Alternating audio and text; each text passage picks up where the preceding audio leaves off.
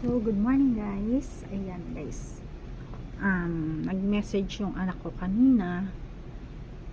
Tinanong niya kung may Gcash ako. Yan. So, ang akala ko, manghihingi siya ng pera or manghihiram. Kaya sabi ko ay magkano.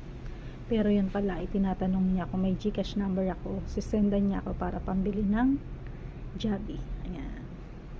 So, yan guys, in-order tayo ng anak ko ng, pero may baon akong lunch guys. May baon akong lunch. Pero sabi niya ay papadelibera niya ako ng Jollibee. Kaya, ito na ang ating Jollibee guys. Ayan. Thank you so much. Kasi nag-order daw siya ng Jollibee sa bahay. So, ako yung wala kaya pinadeliver niya dito sa office. Guys, ang ating Jollibee, bida ang saya.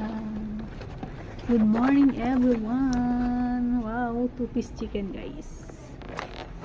Oh, diba? Magda-diet ka ba yan? So, ayan nga guys.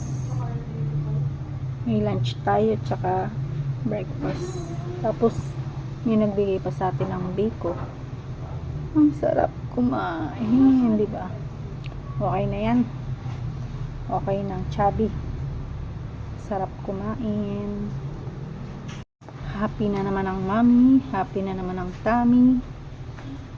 Yan. Happy eating. So, yan. Salamat ulit sa delivery ng Jollibee. Thank you. Yan. Thank you guys for watching. Follow for more and God bless you all. Bye-bye.